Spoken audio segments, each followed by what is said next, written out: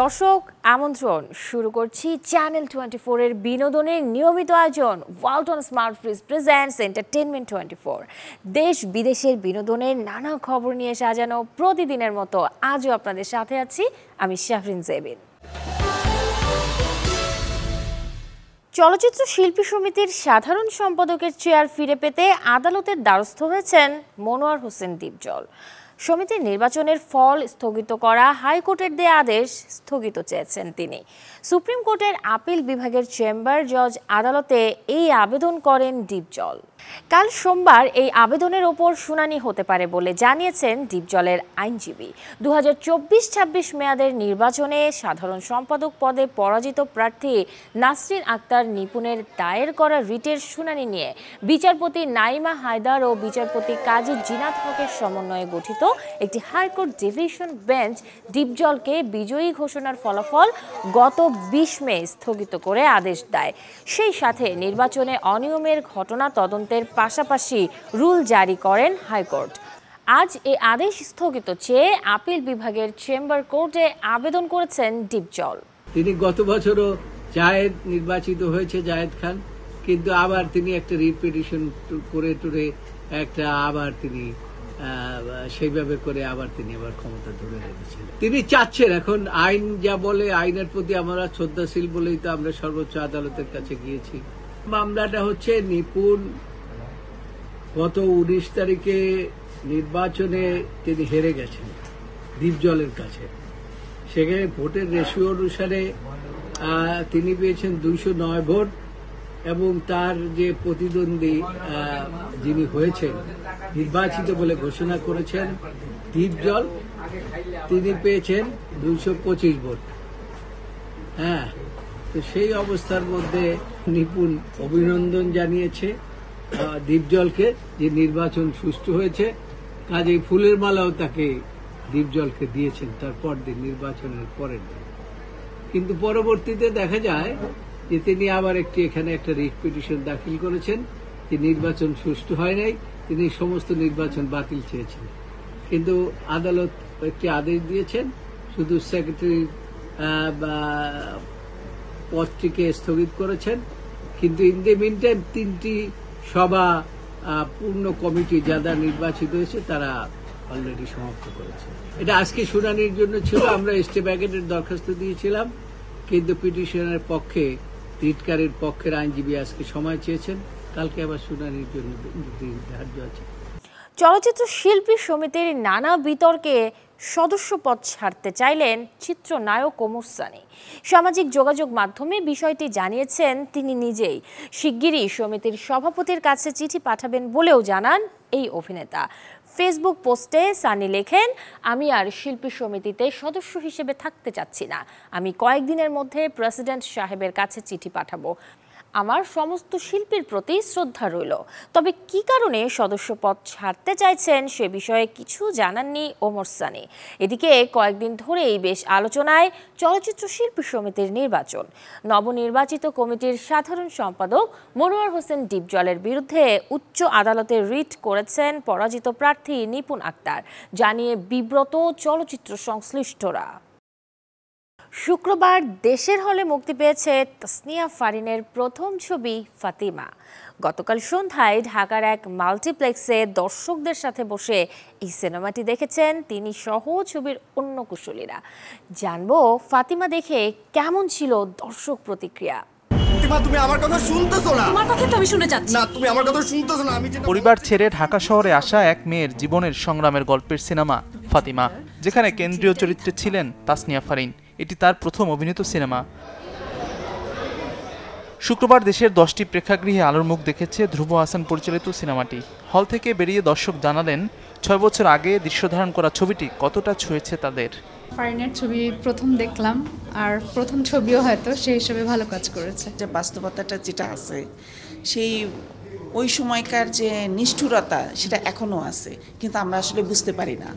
এই জায়গাটা আমার খুব ভালো লেগেছে। খুব ভালো লেগেছে, একটু ডিফারেন্ট লেগেছে অন্য ছবি টবির থেকে। তাসনিয়া ফারিন আপার ওনার চরিত্রটা ভালোভাবে ফুটে তুলছে এবং দ্বৈত চরিত্র যে একটা মুক্তিযুদ্ধ এবং এখন একটা নারী তার স্বাধীন চেতা তার চরিত্রটাকে সুন্দরভাবে ফুটে তুলছে। মুক্তির দিন থেকেই হল থেকে হলে ঘুরে বেড়াচ্ছেন ছোট পর্দার জনপ্রিয় এই অভিনেত্রী। অভিষেক সিনেমাতেই দর্শকদের এমন ইতিবাচক মন্তব্যে আপ্লুত তিনি। আই ওয়াজ ভেরি সারপ্রাইজ, গতকালকে এতজন অডিয়েন্স এসছেন এবং আমি ভাইয়া ছবি পাঠালেন দেখলাম এবং আজকেও দেখলাম। সো সব কিছু মিলে আমরা সেরকমভাবে কোনো প্রচারণা কিন্তু ওরকমভাবে ঢালাওভাবে করা হয়নি। সো সেই হিসেবে যে অর্গ্যানিক পুল অফ অডিয়েন্সটা আসছে সেটাই আই এম ভেরি গ্রেটফুল যে ওনারা আসছেন এবং দেখছেন ছবিটা। I am very very grateful. Farin হচ্ছে পুরো ফিল্মটাকে ইনহ্যান্স করে নিয়ে গেছে, তো সেই দিক থেকে আমি বলবো যে মানে এখন পর্যন্ত যা ফোন কলস, এখন অনেকের সঙ্গে কথা বললাম এখানে এসে, তাদের কথাবার্তা শুনে আমার কাছে খুবই ভালো লাগছে। সিনেমাটি ইতিমধ্যে বেশ কিছু উৎসব থেকে সম্মাননা পেয়েছে, জিতেছে পুরস্কারও। উৎসব ঘুরে আসা ছবিটি নির্মাতাও কুড়াচ্ছেন প্রশংসা। যেই মিডল ক্লাস দর্শক অনেক বছর ধরে একভাবে আমাদের ফ্যামিলির মানুষজন দূরে সরে গেছিল, ওরা যে আসছেন, আমাকে সব বিভিন্ন জনকে ট্যাগ দিচ্ছেন, শেয়ার দিচ্ছেন, এই কারণে থ্যাঙ্কফুল। ফাতিমার আগে কলকাতায় আরও এক পৃথিবী চলচ্চিত্র মুক্তি পেয়েছে ফারিনের, যেখানে অভিনয় করে ফিল্মফেয়ার বাংলায় সেরা নবাগত অভিনেত্রীর পুরস্কারও জেতেন তিনি। মাজহারুল ইসলাম তামিম, চ্যানেল 24, ঢাকা।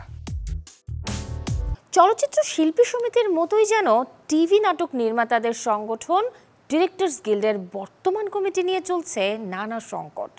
সমস্যার সমাধানে যখন এগিয়ে আসে এফটিপিও, তখন সভাপতির অনুমোদন ক্রমে স্বাক্ষরসহ এক চিঠিতে সাধারণ সম্পাদক জানিয়েছিলেন সংগঠনে কোনো ঝামেলা নেই, সব নাকি চলছে নিয়ম মাফিক।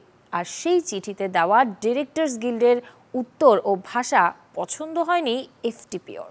চিঠির ভাষার তীব্র নিন্দা জানানোর পাশাপাশি সাম্প্রতিক অস্থিরতার জন্য দায়ী করে ডিরেক্টরস গিল্ডের সভাপতি অনন্ত হীরা, সাধারণ সম্পাদক কামরুজ্জামান সাগর ও সাংগঠনিক সম্পাদক শামীম রেজা জুয়েলকে এফটিপিওর সব কার্যক্রমে অংশগ্রহণে নিষেধাজ্ঞা দেওয়া হয়েছে।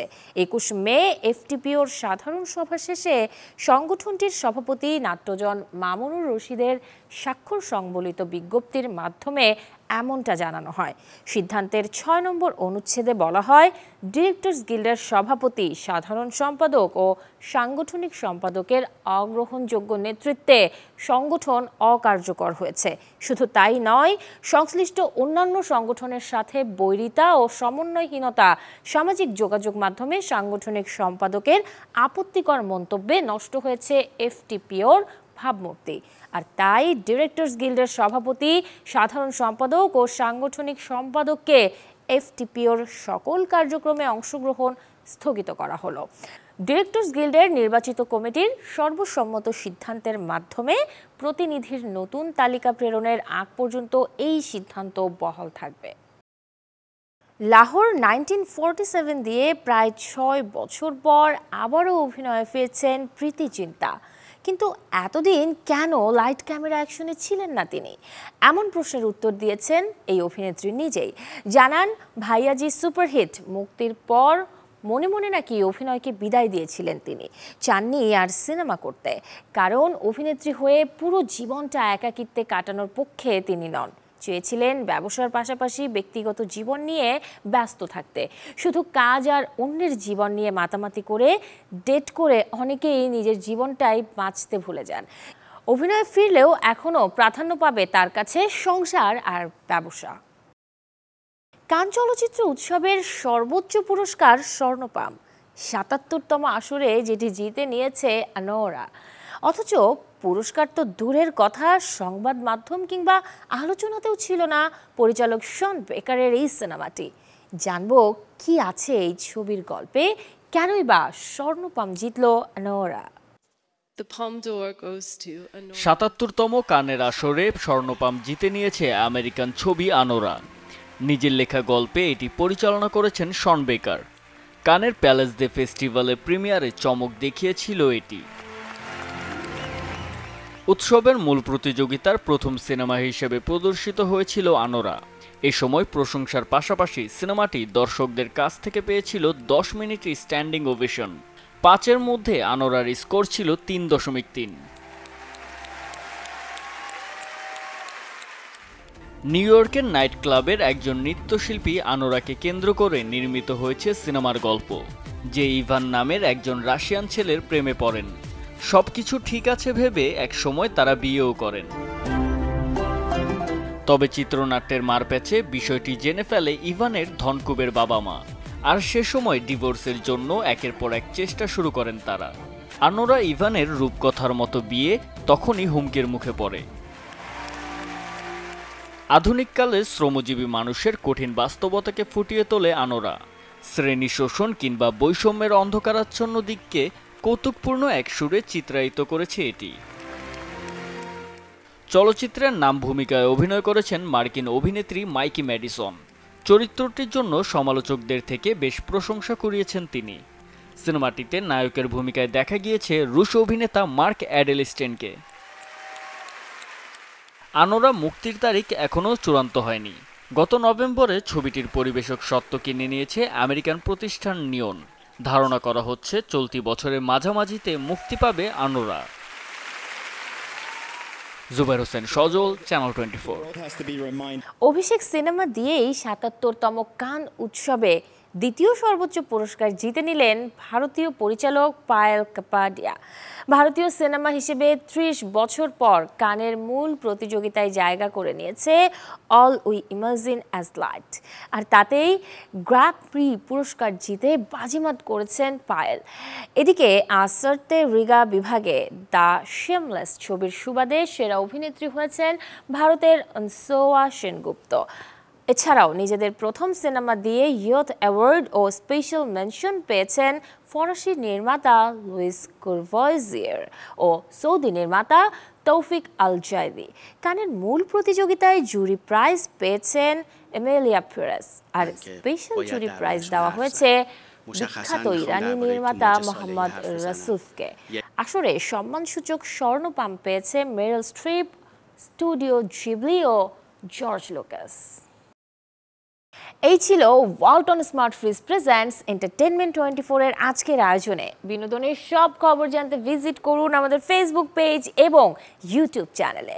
আগামীকাল ঠিক একই সময়ে আবারও দেখা হবে। সেই পর্যন্ত সবাই ভালো থাকুন, সুস্থ থাকুন, চ্যানেল 24 এর সাথেই থাকুন।